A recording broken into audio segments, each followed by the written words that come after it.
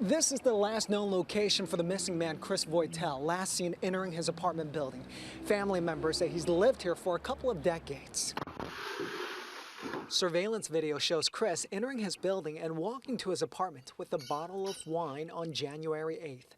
Family members say they talked to him on the 9th. Since then, they say no communication and no video of him walking out of the building. Basically, they felt that they were going nowhere with the San Francisco Police Department, so they reached out to the media, trying to put some more pressure. I did ask the police department, does this appear to be suspicious? Do they have a person of interest, a suspect? Nothing.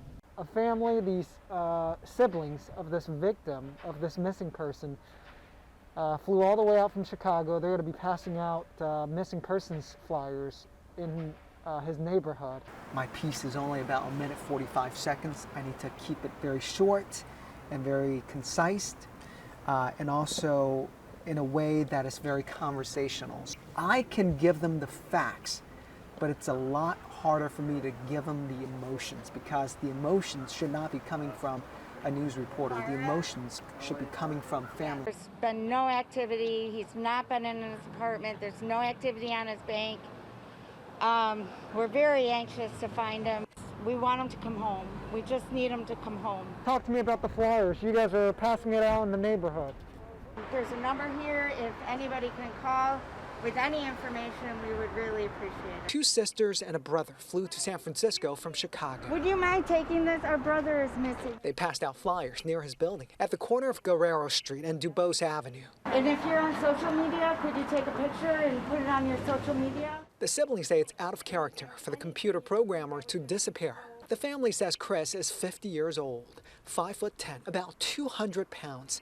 They say they're prepared for the worst and hoping for the best. So when I shoot, especially stand-ups, has a lot to do with lighting, just because I'm not very mobile in the sense that I'm shooting my own stand-ups. So I have to place my camera at a certain location, and also lighting is very important.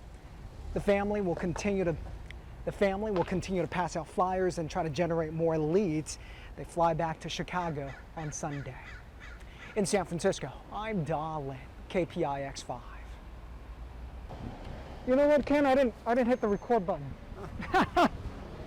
The family will continue to pass out flyers and try to generate more leads. They fly back to Chicago on Sunday. In San Francisco, I'm Darlin, KPIX5. What's the problem here? And the problem is a missing person. But also, to make people care, you got to tell them a little bit about this missing person. It just can't be Chris is missing. So we, through the story, found out that he's loved by his siblings. He's a computer programmer. He's lived in that building for a long time. He appears to be a well-liked guy.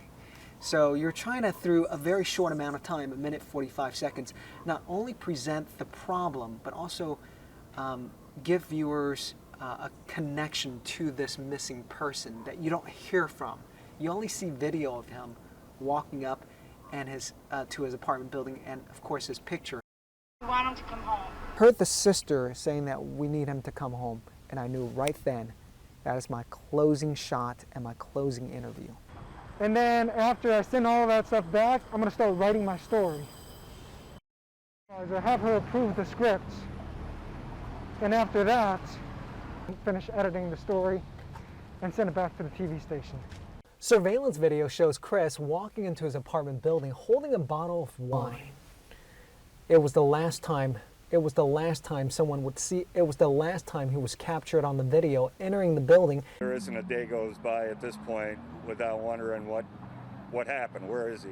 It's been horrible. It's hard to sleep. It's hard to think on. It's hard to focus on anything else. We miss him so much. The family filed a missing persons report with SFPD on January 13th. They also hired a private investigator who concludes an acquaintance of Chris is involved in the disappearance. San Francisco police have been tight-lipped about the case, saying they are actively investigating. Fearful that something could have happened. And the news articles aired. They actually had SFPD going to investigate and go into the apartment. Tonight, the family of a computer programmer who has been missing for more than a month says he has been found dead. The body was found in the crawl space right above his apartment bathroom. How Chris got there, it's a big mystery, and it still is a mystery.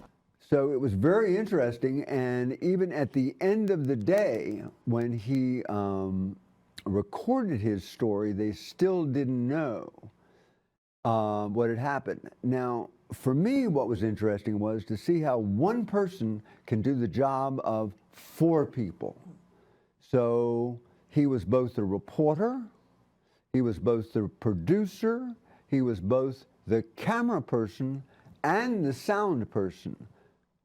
He was also the editor, and he also did the voiceover. So he did all these parts himself. And I get a kick because he would set up the camera and then run in front of it and record himself and then run back and then run. And sometimes he forgot to turn on the camera, and sometimes he made other kinds of mistakes. So it was really fun to see sort of how he was able to accomplish all this.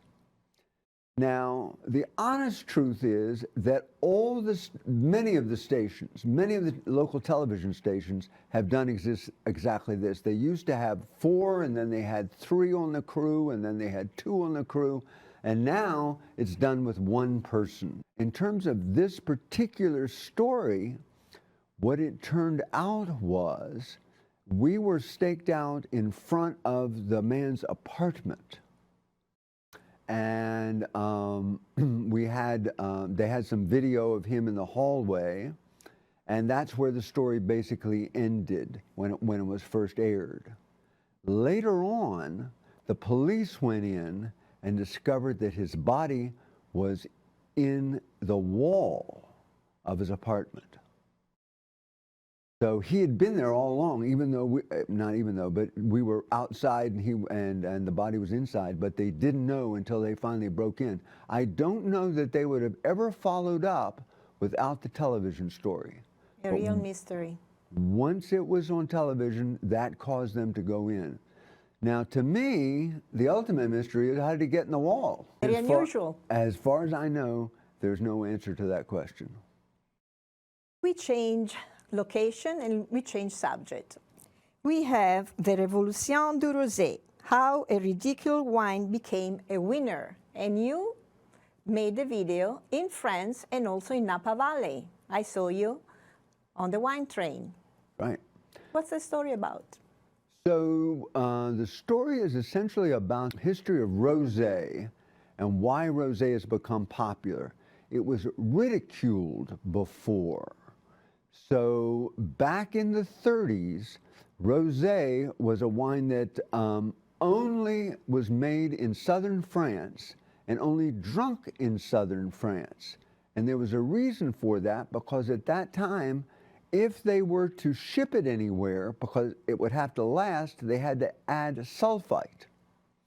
So what happened in the 30s was that in France, the idea of a 2-week paid vacation was introduced. So all the workers got off 2 weeks of vacation for the first time in the history of France.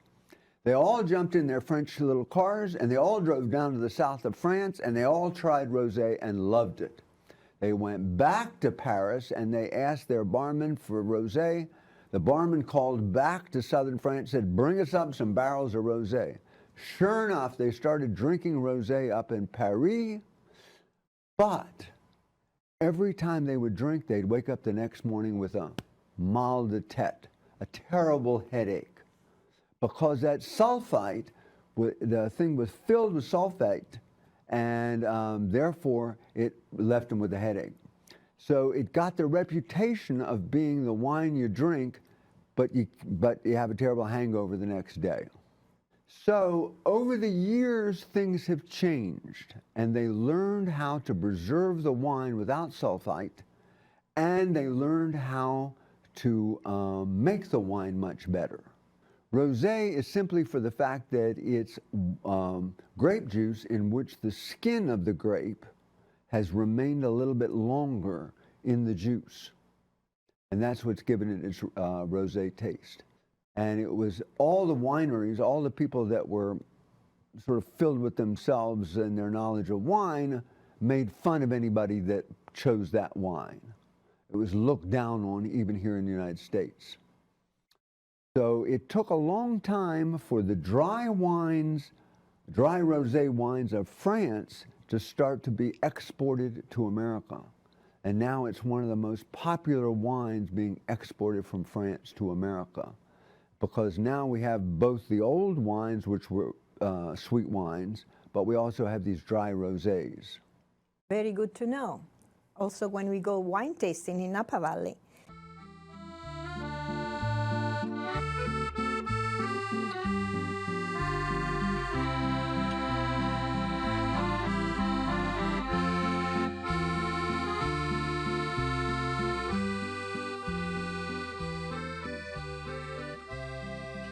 Once I got interested in wine, seriously, like everybody else, I turned my back on rosé because it was considered really the merde.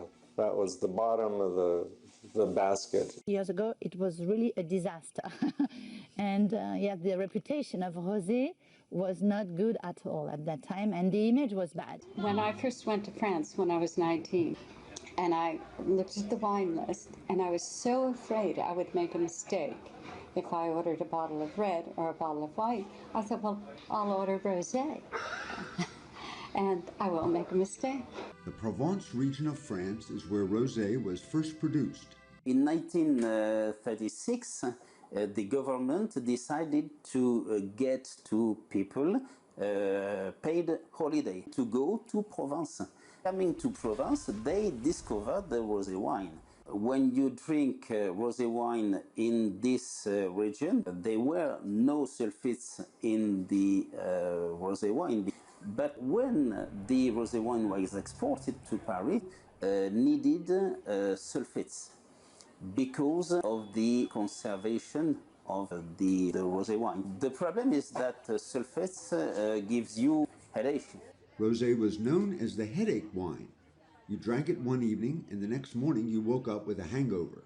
The quantity of sulfites has been reduced a lot, and now there is quite no sulfite in rosé wine. After World War II, Portuguese winemakers conceived the idea of a wine targeted for export to the Americas. Matus and Lancer's rosé wines were specifically produced for the taste buds of Americans. Well, technically, Lancers and Matus are rosés. The year was whenever it was that I was 15, and I had invited my new girlfriend over for dinner. I remember this very clearly. I made spaghetti bolognese, and we drank a whole bottle of Lancers, and what happened afterwards, I can't talk about on the screen. Those two sweet pink wines went on to become wildly popular for American baby boomers coming of age in the 1960s and 70s. Matus alone selling over 1 million bottles to date. Jimi Hendrix was photographed drinking it out of the bottle. To the critics and our neighbors up and down the road here in Napa, he would have never made White Zinfandel. But the people with the money, his customers, said, we like this wine. And people would come from all around the country, taste Sutter Home White Zinfandel, go back to their houses, go into their restaurants, their wine shops, their grocery stores, and ask them, can you get some Sutter Home White Zinfandel in here? I tasted this really great wine out in Napa Valley. When I first got into the wine industry, it was being taken over by something called White Zin. And White Zin was, in my mind, destroying the reputation of American wine. It was out there making gobs of money, and everybody was drinking it. But it was god-awful. I mean, as we all know, it was soda pop, soda pop with alcohol, soda pop with a kick. At 4 million cases a year, the Sutter Home is still the world's largest selling rosé wine.